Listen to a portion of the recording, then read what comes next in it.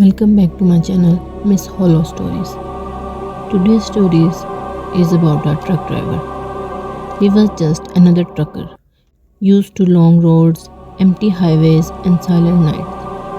But that night, somewhere deep in the hills, his truck stalled on a narrow mountain road. No signal, no passing vehicles, just the sound of the wind and his own breath. Then he saw something no one should ever see. What happened next changed his life forever. Let's dive into the story.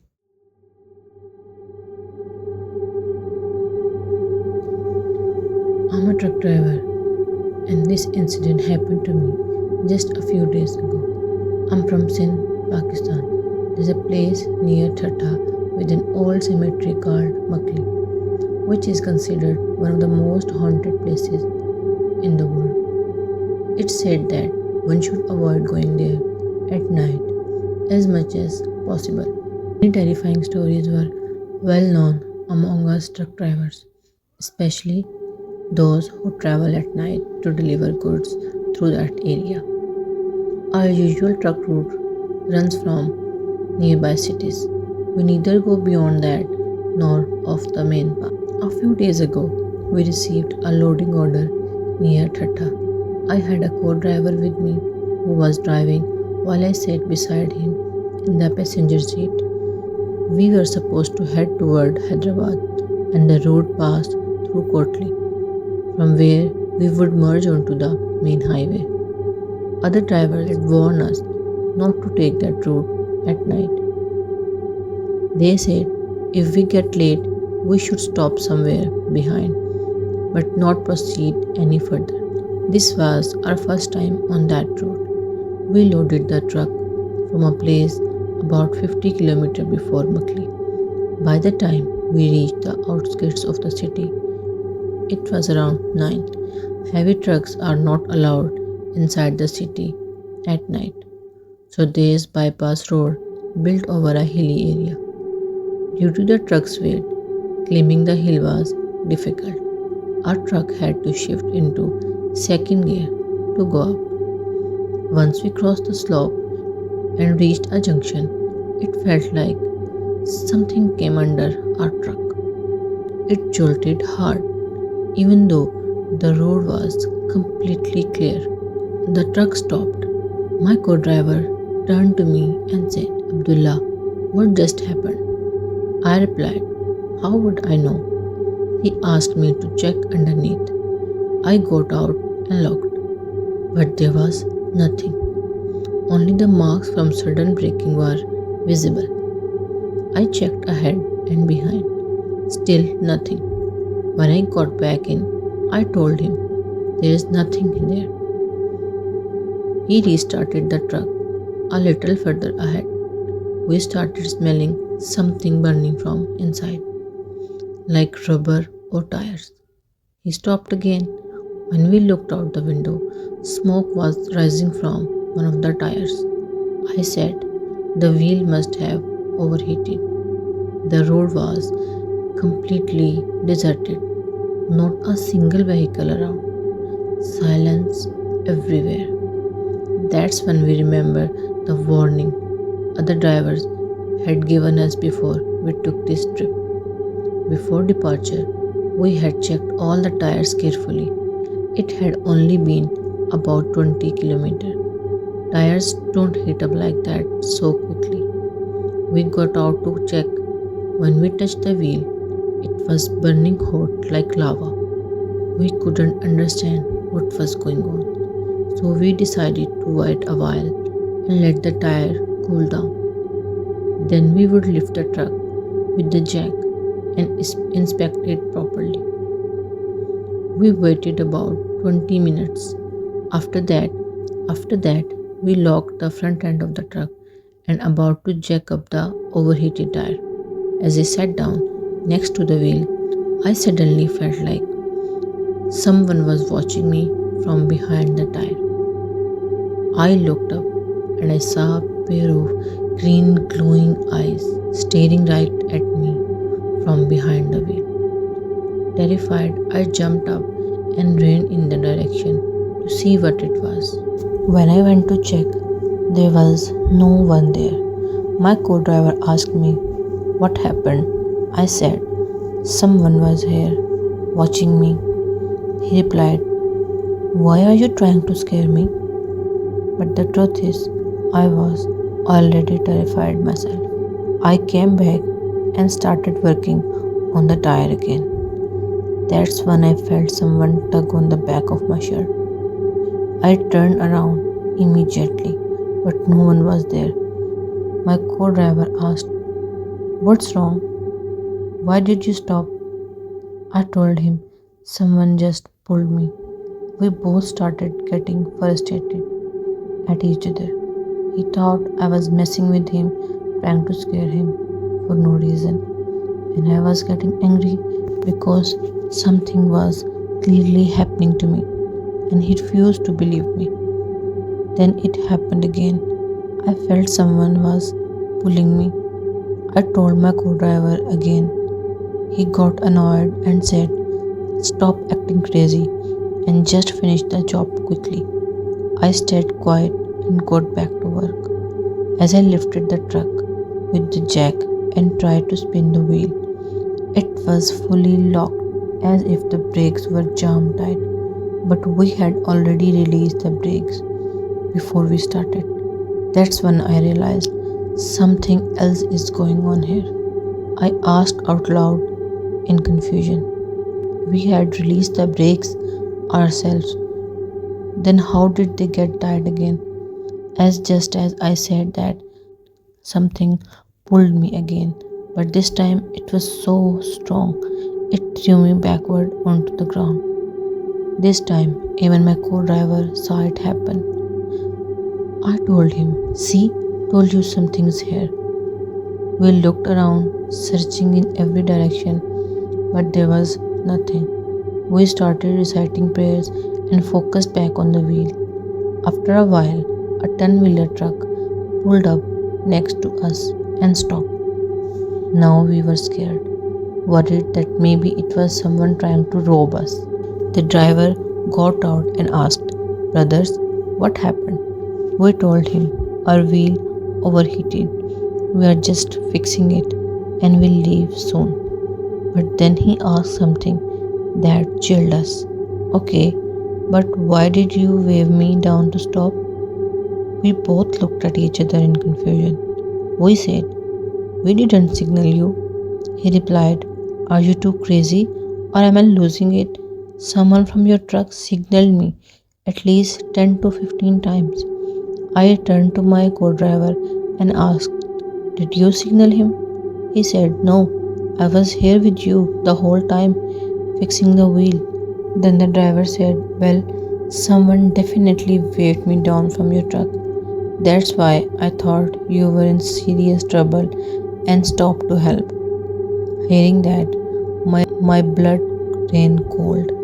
I listened to a lot of horror stories, so maybe that's why all of this was weighing heavy in my mind. I tried to calm myself down and said to the other driver, our truck's indicator is faulty. Sometimes it turns on by itself.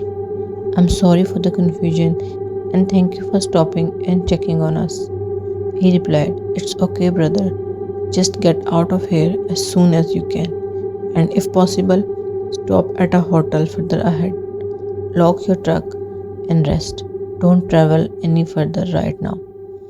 I said, yes, we are just finishing up and heading out. Once they left, we got into the truck, and that's when we noticed something shocking.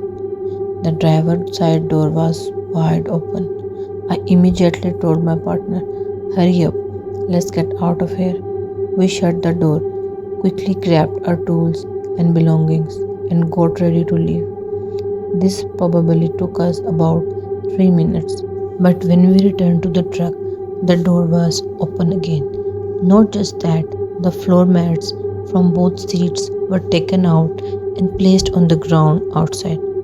The water cooler inside the truck had also been removed, and all the water had poured out onto the road again. Seeing this, we were completely stunned.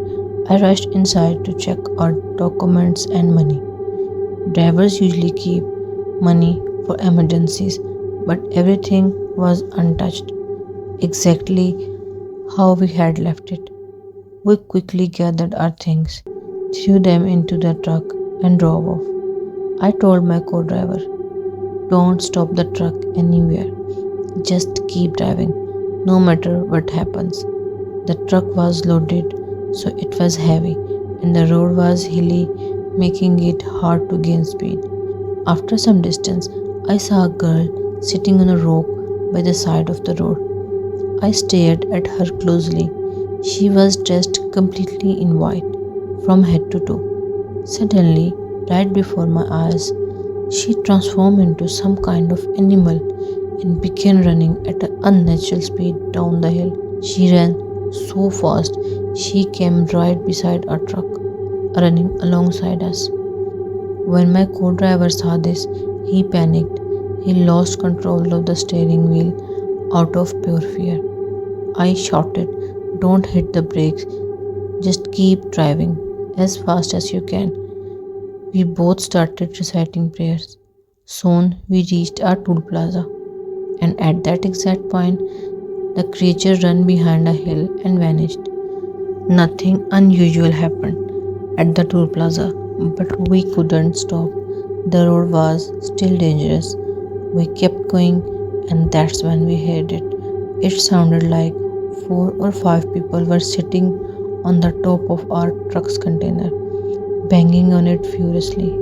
The noise echoed so loudly it rang across the entire.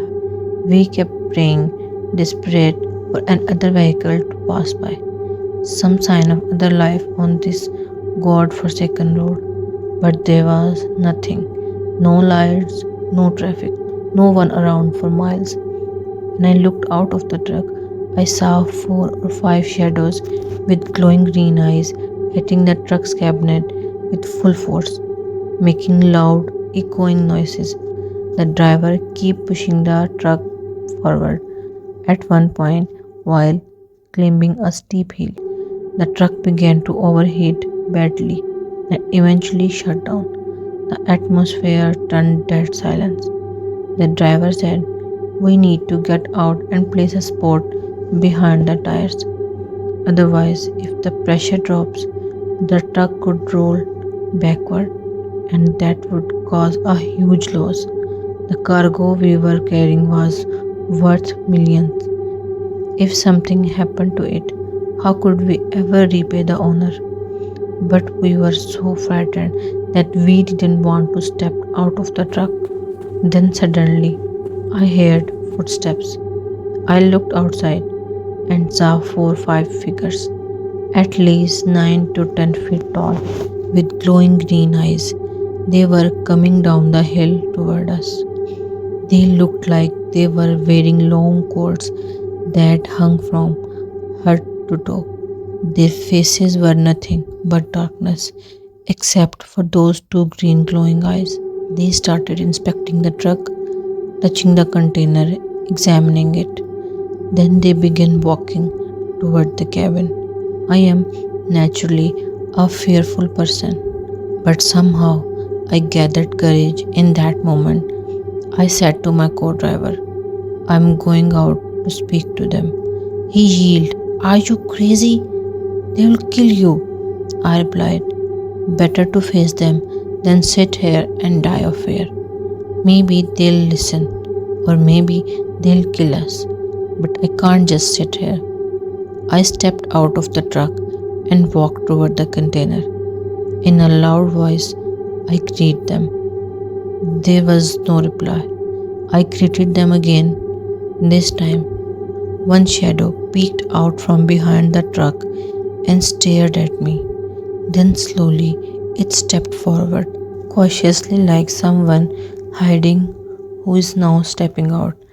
I said, I don't know what harm we have done to you. I don't know what we did to deserve you. But please believe me, we didn't mean to hurt anyone. The figure kept moving toward me slowly.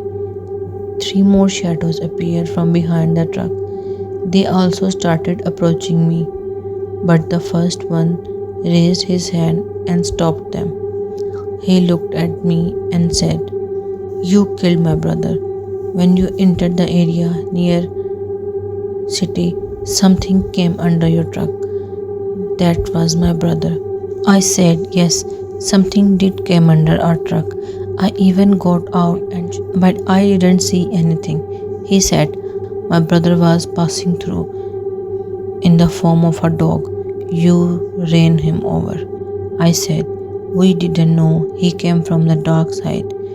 If he had been in the light, we would have definitely tried to avoid him.